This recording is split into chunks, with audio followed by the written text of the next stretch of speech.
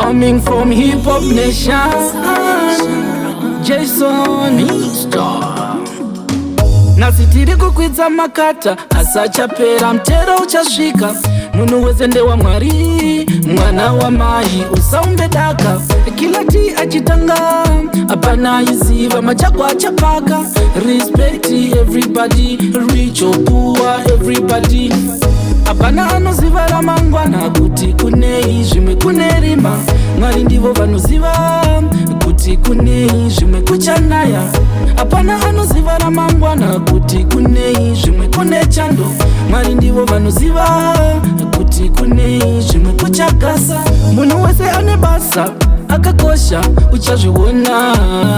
Nasi ungamushore asi uchamutsvaka kana nguva yakwana. Muranda chakamamba akufamba netsoka ngwana achidriva lambo. Starting from the ground achaita miri kunge rambo. Life is a cycle wheel usaise tambo. Apana anoziva ramangwana kuti kunei zvimwe kunerima. Mwari ndivo vanoziva kuti kunei zvimwe kuchanaya. Apana anoziva ramangwana kuti kunei zvimwe kune chando.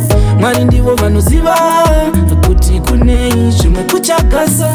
Nasi tiri kukwidza makata asachapera mtero uchasvika. Munhu wese ndewa Mwari, mwana wa mai usaumbe daka. Kila ti achitanga apana iziva machako achapaka. Respect everybody, rich or poor everybody. Apana anoziva ramangwana kuti kunei zvimwe kunerima. Mwari ndivo vanoziva kuti kunei zvimwe kuchanaya. Apana anoziva ramangwana kuti kunei zvimwe kune chando. Mwari ndivo vanoziva kuti kunei zvimwe kuchagasa. Munhu wese ane basa akakosha uchazviona. Nasi ungamushore asi uchamutsvaka kana nguva yakwana.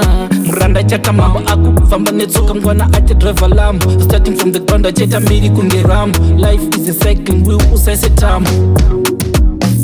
Apana anoziva ramangwana kuti kunei zvimwe kunerima. Mwari ndivo vanoziva kuti kunei zvimwe kuchanaya. Apana anoziva ramangwana kuti kunei zvimwe kune chando. Mwari ndivo vanoziva kuti kunei zvimwe kuchagasa.